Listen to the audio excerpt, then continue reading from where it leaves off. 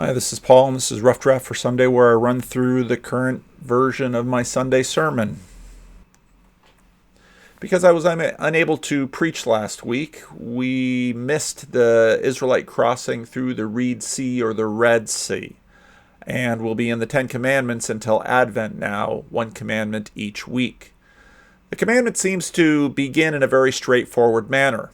And God spoke all these words: I am the Lord your God who brought you out of Egypt, out of the land of slavery. You shall have no other gods before me.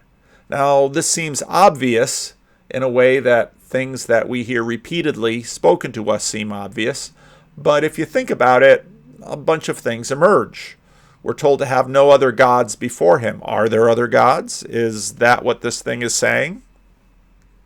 Skeptics will ask about there being any gods, and what does it mean to have these gods before him? Now, this is actually an introduction to a rather formal ceremony, and it might not appear obvious unless, of course, you go back and take a look at chapter 19.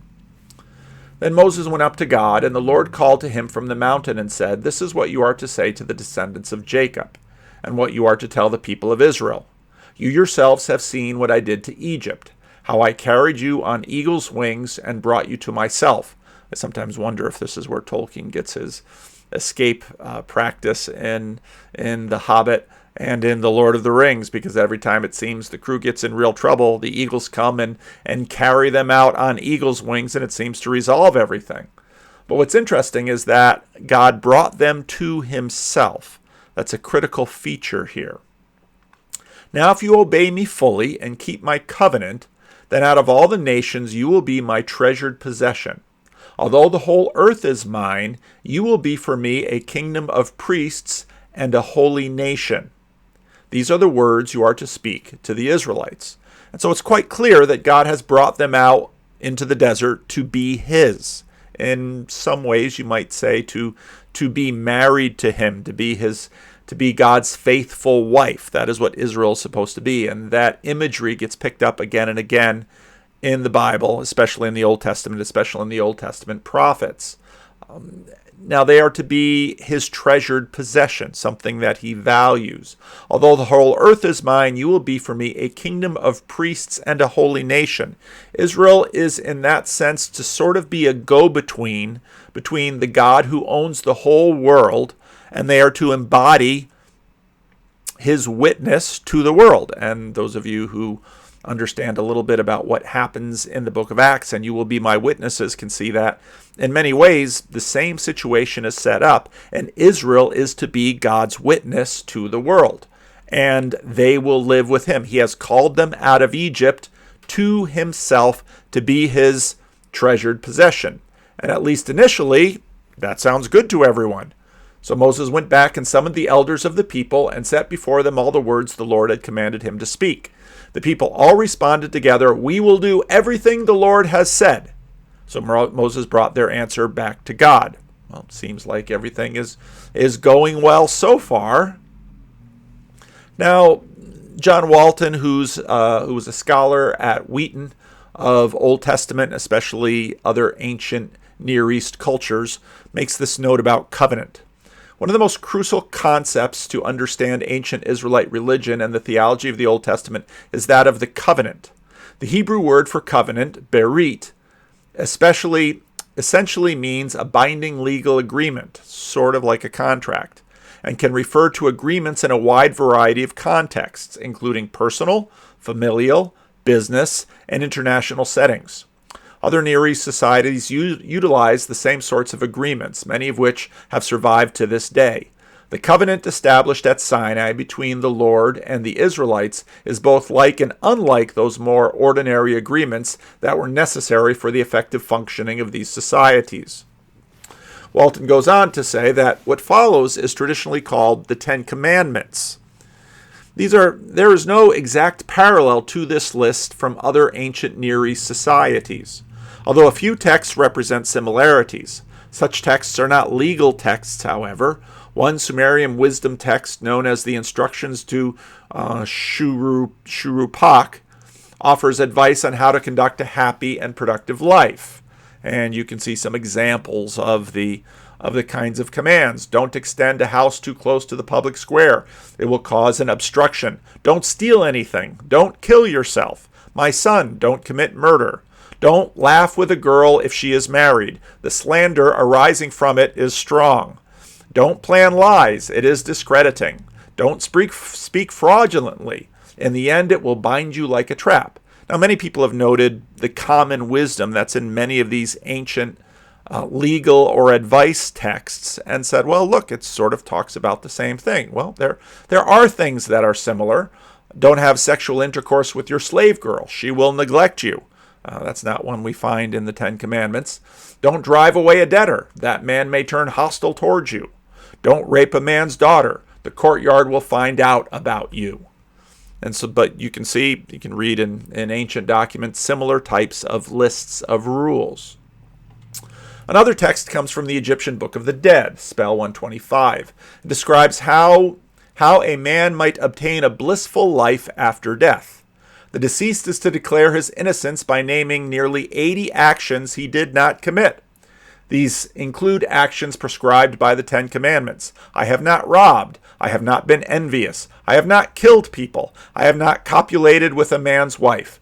I have not debased the God in my town. And on, has a whole variety, 80 some of these that at the end of your life you have to swear that you haven't committed. This is a pretty high standard. But now, as with the Ten Commandments, John Walton goes on, such lists summarize a number of basic principles believed to be characteristic of one who has led a just and upright life. And the Ten Commandments, in fact, do that, but I think categorically they're quite different even from these ancient laws and wisdom texts. The Code of Hammurabi is one of the more famous ones. It was found on this stele where Hammurabi is receiving the laws from God, and there's quite a few laws that he receives. And so I decided to go and find them, because you can find these things on the internet, and at least include laws 1 through 3. Notice how they start. If a man bring an accusation against a man and charge him with a capital crime, but cannot prove it, he, the accuser, shall be put to death. Seems somewhat fair. If a man charge a man with sorcery and cannot prove it, he who is charged with sorcery shall go to the river. Into the river he shall throw himself, and if the river overcome him, his accuser shall take to himself the house or the estate. If the river show that the man be innocent, this is sort of trial by river. If the river show the man to be innocent, and he come forth unharmed, he who charged him with sorcery shall be put to death. This is something like Monty Python's witch trial. He who threw himself into the river shall take to himself the house of his accuser. Now again, if you sort of understand the law of retribution, you can kind of understand this, but this is a very different thing from what we find in the Ten Commandments, especially how it begins. The Ten Commandments, in fact, seem quite unique compared to these other things. Notice the focus. Notice how it begins with what is, in many respects, the logical beginnings. The 10 words, as they're often called, doesn't look dated like anything that we're finding in these texts. The Ten Commandments actually looks quite contemporary and quite usable today, which is a mark of, I think, its truth. And we don't really find anything that quite compares to it. Well, why? Well, this is actually a pivotal moment in the whole story of the Bible. The Bible begins with God making a good world, and as many have noted, the story of this world making is very different from what you found in the stories of Israel's neighbor. This isn't a story of there being a conscious sun god and a conscious moon god and conscious earth gods that have to be propitiated and bowed down to. These are the gods that are mentioned. You shall have no other god before me, because most of the nations around imagined the world to be replete with gods. And now in the Ten Commandments, it doesn't say these gods don't exist, but in many ways, the text sort of implies there's no one there worth talking to. Of course, in Genesis 3, you have the rebellion of the image bearers, and it's followed by the exile of the image bearers from the garden. The corruption of their children, Cain and Abel, one kills the other. And as the story continues, there's a slide into chaos. The world gets worse and worse. Finally, God decides to step in and clean up this mess, and he does what many people think is the best way to go about this. He decides to separate the good from the bad. But he's pretty picky, and so he selects the very best man he can find and saves his family, because of course he would be miserable if he killed his children along with all of their neighbors, and saves them from the flood with an ark. As it turns out, however, that Noah, once he gets out of the ark, plants a vineyard and can't hold his wine. And his son laughs at his nakedness, sees his nakedness, and is then cursed. Things continue to get worse with the Tower of Babel. God starts a new beginning with the call of Abram, and he's going to take this one family. And you would think if he's starting a nation out of one family, he'd pick a particularly fertile couple, but in fact he picks a couple that can't seem to have a baby at all and promises them a child. As the story goes on, the child is born, and God tells him to sacrifice this child, but at the last minute there's a reprieve, and a ram is killed instead of Isaac. A generation later, we will find God wrestling with Jacob. God keeps trying to bless Jacob, but Jacob seemingly won't be blessed by himself, or won't allow God to bless without some kind of a bargain, and so they wrestle, and Jacob is renamed to Israel, he who wrestles with God. Jacob's sons are quarrelsome, and in fact, 11 or 10 of the sons sell the 11th son into slavery in Egypt by his brother, because apparently the only thing better than beating up your brother and throwing him into a cistern and maybe killing him is getting some money out of him by selling him to the cousins who are traveling over to Egypt. God then rescues the world through this son that has been sold into slavery. You begin to notice the themes start to build up here. And rescues the world through Joseph, who is a teller of dreams. And the whole earth is fed in Egypt. And so the whole family goes to Egypt, and they all live in Egypt. But there's a change in administration, and the Israelites are enslaved. And Pharaoh tries a variety of brutal ways to subjugate them and eliminate them. God hears their cries, and God comes in and chooses them as his chosen possession. He calls Moses. He humiliates the gods of Empire Egypt, these gods that all of the nations around feel are worth talking to and can hear them. God in that way sort of sweeps out the middle and says, nope, I am the only one to talk to. You shall have no other gods before me. God, the sermon we missed out last week, God destroys the army of Empire Egypt. And God makes good on his promise to free Israel. And now they are finally at this appointment in the desert to worship him. And he says, I will take you to be my wife. I will take you to be my people. But you have to agree to a covenant. You have to agree to obey and live the way I want you to live so that the world may know who I am. Israel assembles in the desert. Israel assembles to worship God directly. He comes down on the mountain and promises to obey. And God appears in glory. This is one of the incidences of a theophany, or the day of the Lord. There's darkness and lightning and thunder, and the people are told to stay back from the mountain or they will surely die. And God speaks from the mountain directly to the people, and the first word out of his mouth is, I am the Lord your God who brought you out of the land of Egypt. We are fulfilling the covenant today. You might even see it as a wedding ceremony. And the people say, I do. Okay. I am the Lord your God who brought you out of the land of Egypt. You shall have no other God before me. This will be an exclusive relationship. It's the first word that begins the relationship, and the entire relationship is built upon it. What this God is completely different from all of the other gods that Israel has seen before, all of the other gods that Israel knew in Egypt, all of the other gods that Israel will find in the other land. And the Lord says, I will be your first and only. That's the only way this marriage is going to work. And this God is different. As I noted before, scholars have, in comparing, it hasn't been too long since we found many of these other ancient texts, the God of Israel is different from all the other gods. All the other gods are sort of like superheroes buzzing about in an impersonal space. But this God, in a sense, is both the space and the agent within the space. The creation story isn't about a bunch of smaller gods you need to cut side deals with. There are other spiritual beings, but this one is supreme and alone to be worshipped. This God is the central character of the story from beginning to the end. He is the Alpha and the Omega. Apart from this God, there is no life worth having or keeping.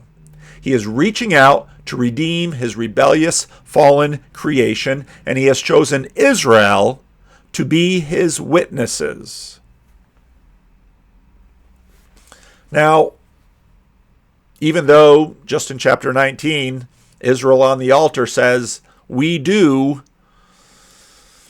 if you look at the few chapters that I skipped in between here and the story of the plagues, well, even in the courtship, even in the engagement period, there were troubling signs. There has already been trouble. There will be greater trouble still as this relationship gets going.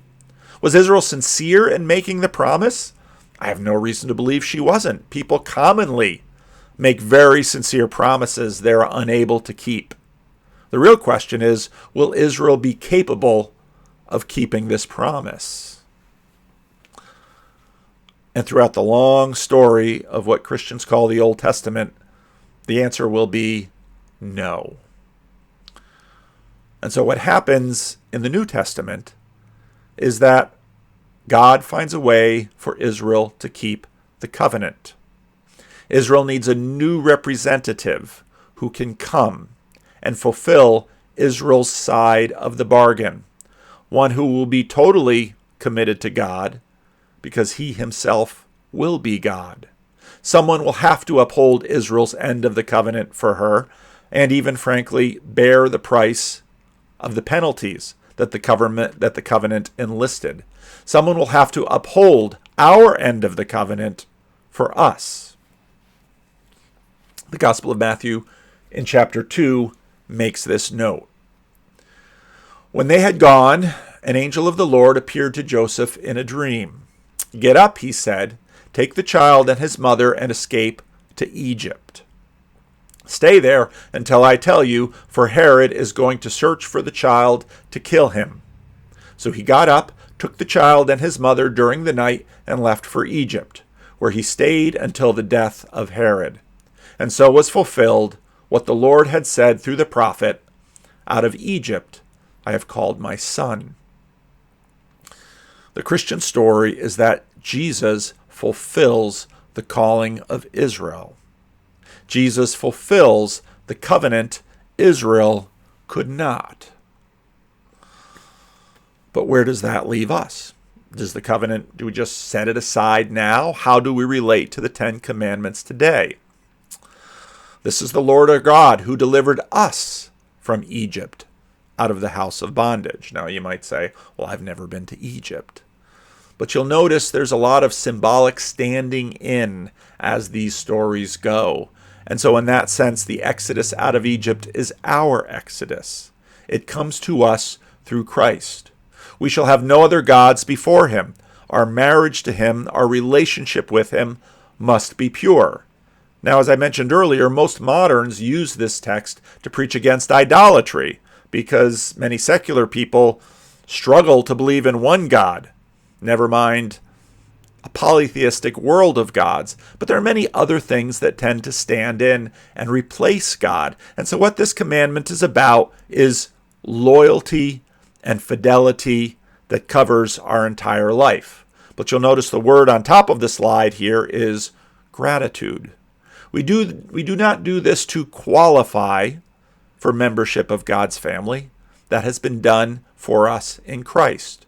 We do this, in fact, to express our gratitude to Christ for what he has done.